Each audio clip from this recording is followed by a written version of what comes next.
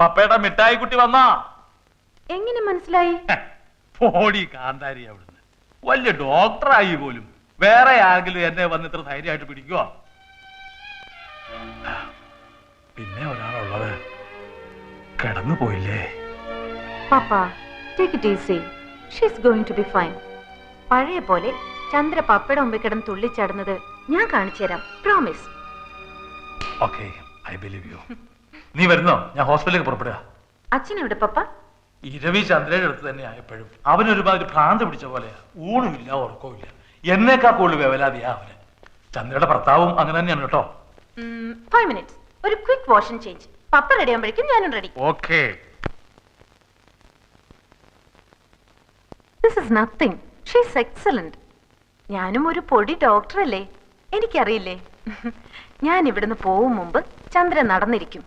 പിന്നെ ഞങ്ങളൊക്കെ കൂടെ ഉണ്ടെന്നുള്ള ധൈര്യം വേണം കേട്ടോ.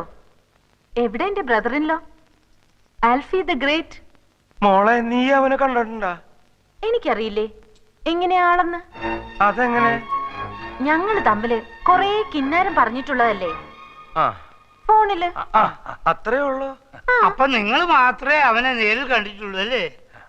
അച്ഛനെപ്പോ കണ്ടു? ചന്ദ്രയുടെ കോണ്ടസാക്കാരുമായി വന്നപ്പോ അവര് തമ്മിൽ പരിചയപ്പെട്ടു അത്രേ. എന്നിട്ട് ഈ കളൻ അക്കാര്യം പറഞ്ഞത് ഇപ്പഴാ. ആളെവിടെ? രാവിലെ വന്നതാ. ഡോക്ടറെ കാണണെന്ന് പറയണത് കേട്ടു. ഞാൻ പോയി നോക്കട്ടെ.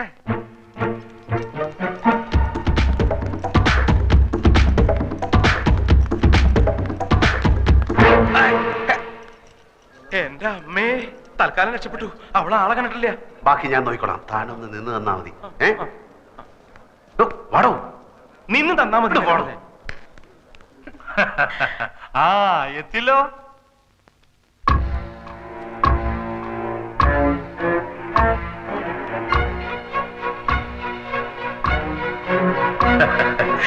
ഇതാണ് ഞങ്ങളുടെ ദേഹമോള്.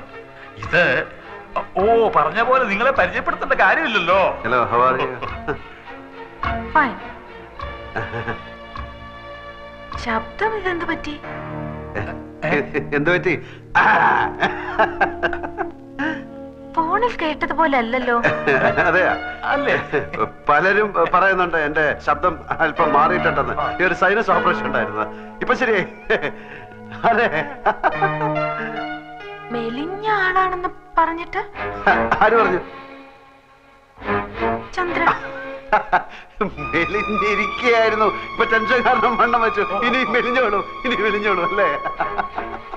ചന്ദ്ര പറഞ്ഞു കേട്ടപ്പം ഞാൻ വിചാരിച്ചു നല്ല ഹൈറ്റ് ഉള്ള ആളാവുന്നു.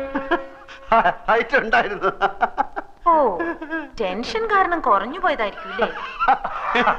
ലേഹ വളരെ ജോളിയാണല്ലോ. പിന്നെ എന്തൊക്കെ പറഞ്ഞു ചന്ദ്ര? പറഞ്ഞു കേക്കട്ടെ.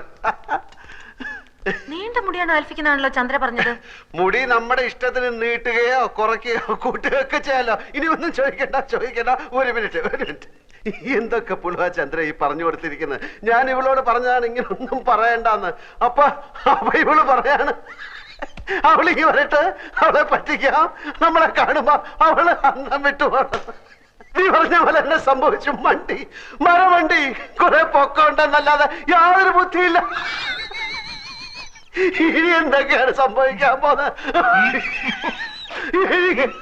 എനിക്ക് വയറ് ചിരിച്ച് വേദന. ഞാനിവിടെ നിൽക്കും.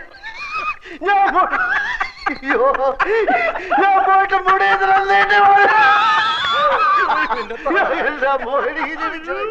ഇന്നലെ ഒരു തമാശ ഞാൻ കേട്ടു.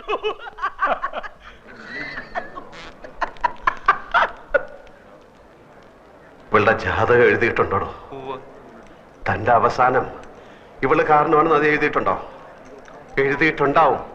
താനെടുത്ത് വെച്ചൊന്ന് വായിച്ചു നോക്ക്. എന്തിനാണോ ഇങ്ങനെയുള്ളതിനൊക്കെ ഉണ്ടാക്കുന്നത്? ലേഖയുടെ ഒരു സ്വപ്നമല്ലേ ഇരവി മാമൻ സമ്മതിക്കും. വിസയ്ക്ക് അപ്ലൈ ചെയ്തിട്ടാ ഞാൻ വന്നിരിക്കുന്നേ. അച്ഛൻ വേണ്ടാന്ന് പറഞ്ഞ ഞാൻ പിന്നെ പപ്പയോട് മിണ്ടൂല. ഈ പെണങ്ങണ്ട, ഇരവിയോട് ഞാൻ സംസാരിക്കാം. ഈ നടപ്പ് ഏതായാലും കൊള്ളാം. കൊറേ നാളായല്ലോ വർമ്മ സാറിന്റെ ദേഹമൊക്കെ ഒന്ന് അനങ്ങിയിട്ട്. തന്നോട് ഒരു കാര്യം പറയാനുണ്ടായിരുന്നു. എന്താ? ലേഖയുടെ കാര്യമാ. അവള് പുറത്തു പോയി പഠിക്കണ കാര്യാണെങ്കിൽ പറയണ്ട. അതെന്താ? എന്റെ ഡോക്ടർ സാറേ, ഈ സായിപ്പ്മാരെന്ന് പറഞ്ഞ ഒരു സംസ്കാരമില്ലാത്ത ആൾക്കാരാ. ചുമ്മാ ഹലോ എന്ന് പറഞ്ഞാ അപ്പൊ പിടിച്ചു ഉമ്മ വെക്കും.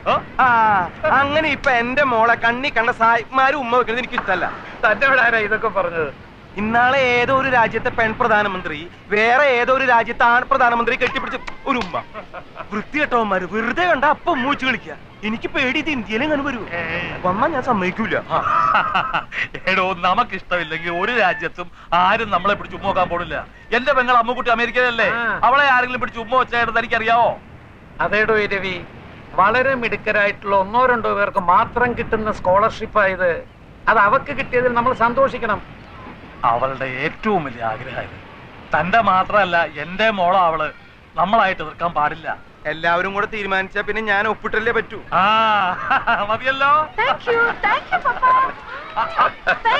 ഉമ്മ വെക്കുന്ന ഇഷ്ടമുള്ള കാര്യമല്ല കേട്ടോ.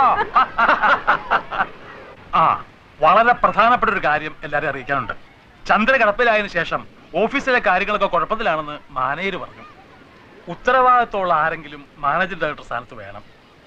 ആൽഫി ഇനിയിപ്പോ അന്യനല്ലല്ലോ. അതുകൊണ്ട് അയാളെ മാനേജിംഗ് ഡയറക്ടർ ആക്കാൻ ഞാൻ തീരുമാനിച്ചു.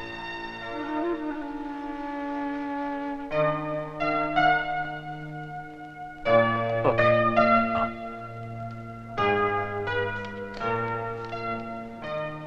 വേറെ ആരെയുമല്ല, എന്റെ മകളുടെ ഭർത്താവിനെ തന്നെയാണ് ഞാൻ ബിസിനസ് കാര്യങ്ങൾ വിശ്വസിച്ചേൽപ്പിക്കുന്നത്. വേറെ ആരെയാ ഞാൻ വിശ്വസിക്കേണ്ടത്?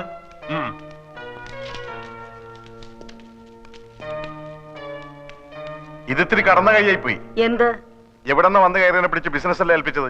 മറ്റാരും അല്ലല്ലോ, ചന്ദ്രയുടെ ഭർത്താവല്ലേ. എന്ന് പറയുന്നല്ലേ ഉള്ളൂ, തെളിവൊന്നുമില്ലല്ലോ. ഇരവി കണ്ടതല്ലേ. ഇരവിയും കുഴവിയും അമ്മിക്കല്ലും ചേർന്ന് കുടുംബം തല്ലിച്ചതൊക്കെയായിരുന്നു മതിയായിരുന്നു.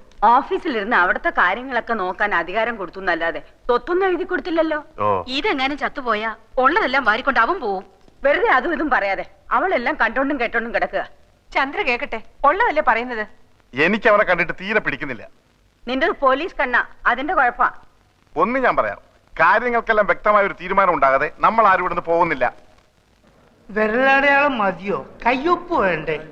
ഇടോ, കൈകൊണ്ട് ഒപ്പിടാൻ വയ്യാത്തത് കൊണ്ടാണ് വിരലടയാളം എടുത്തത്. ആൽഫിയെ മാനേജിംഗ് ഡയറക്ടറായി അപ്പോയിന്റ് ചെയ്തിട്ടുള്ള അവളുടെ ഓർഡറാണിത്. ഇത് ഇന്ന് തന്നെ ഓഫീസിൽ കൊടുക്കണം. കോപ്പി എടുത്ത് എല്ലാ ബാങ്കുകൾക്കും അയച്ചു കൊടുക്കണം. പിടിക്കേ. ഇരവിക്കെന്താ ഒരു അഭിപ്രായ വ്യത്യാസമുള്ളത് പോലെ? ഇനി ഞാനൊരു സത്യം തുറന്നു പറയട്ടെ. ഈ തീരുമാനം എന്താ? അപ്പൊ നാളെ തന്നെ ആൽഫി ഓഫീസ് ജോയിൻ ചെയ്യണം. നാളെ പിന്നെ എതിർത്തൊന്നും പറയരുത്. നിങ്ങളുടെ കാര്യത്തിൽ ആദ്യമായിട്ട് ഞാൻ എടുക്കുന്ന തീരുമാനമാണിത്. ഇപ്പൊ തന്നെ വിളിച്ചു പറഞ്ഞേക്കാം ഓഫീസിലേക്ക്. എന്റെ പേഴ്സ് എടുക്കാൻ മറന്നുപോയി. എനിക്കൊരു 1000 റുപ്പീസ് വേണമല്ലോ. അത് നീ നിന്റെ വീട്ടിൽ പോയി എടുത്താൽ മതി. കോണ്ടസ്റ്റയുടെ കീ എടുക്കാൻ ഞാൻ മറന്നുപോയി. എന്താടാ മരപ്പെട്ടി നോക്കി നിക്കണേ? 1000 രൂപ എടുത്ത് ഇയാളുടെ അണ്ണാക്കിലേക്ക് തിരികെ. അല്ല, ഇതിപ്പോ ഏത് കണക്കിലെഴുതുന്നത്? എന്റെ അമ്മൂമ്മയുടെ 16 അടിയന്തരം നടത്തി എന്നുള്ള കണക്കിൽ അങ്ങോട്ട് എഴുതിയാ മതി. എനിക്ക് വയ്യ, ഞാൻ മരിക്കാൻ പോവാ. അല്ല, ഈ കോണ്ടസ് എന്ന് പറഞ്ഞ കാറല്ല. കാറല്ലടാ. Silence please. അങ്ങനെ ഒരു കാർ ഉണ്ട്. ഒരു 500 റുപ്പീസ് കൂടി. അപ്പൊ 1500. കണക്കെല്ലാം കണക്ക് പോലെ ഇരിക്കണം. ഹലോ, മാനേജരല്ലേ? ഞാൻ വർമ്മയാണ്. നാളെ എന്റെ മരുമകൻ MD ആയിട്ട് ചാർജ് എടുക്കാൻ വരുന്നുണ്ട്. ആൽഫ്രഡ് ഫെർണാണ്ടസ് എന്നാണ് പേര്. ആൽഫി എന്ന് വിളിക്കും. അയാൾക്ക് ബിസിനസ് വലിയ പരിചയമുള്ള ആളല്ല. എല്ലാം വിശദമായിട്ട് പറഞ്ഞു കൊടുക്കണം. You must treat him well. ആളറിയോ? എനിക്കറിയില്ല. ആൽഫ്രഡ് ഫെർണാണ്ടസ് എന്നാണ് പേര്. ആൽഫി എന്ന് വിളിക്കും.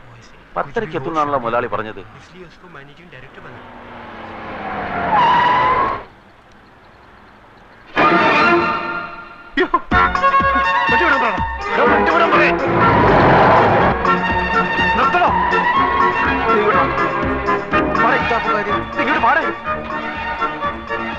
അവിടെ കോട്ട് സൂട്ട് വിട്ട് ഒരുത്ത നിൽക്കുന്ന കണ്ടില്ലേ? അവനാ എന്റെ അളിയൻ, അവിടുത്തെ മാനേജർ. ഞാനീ മാങ്ങാത്തൊരു ഓർത്തുമില്ല.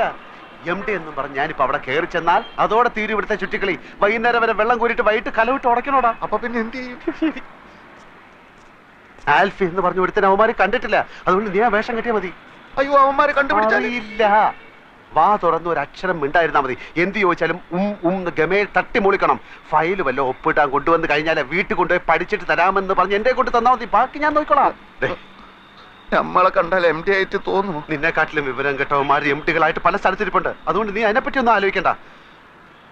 പക്ഷേ നീ ഇങ്ങനെ പോയാൽ ശരിയാവില്ല. നീ ഷർട്ട് അകത്തോട്ടെടുത്തു പോലും.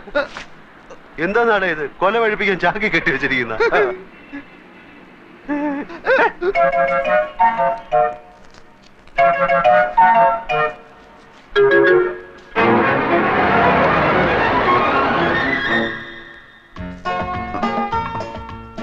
ഇതാണോ ആള്? ഒന്ന് ചോദിച്ചു നോക്ക്. മിസ്റ്റർ ആൽഫ്രഡ് ഫെർണാണ്ടസ് ആണോ?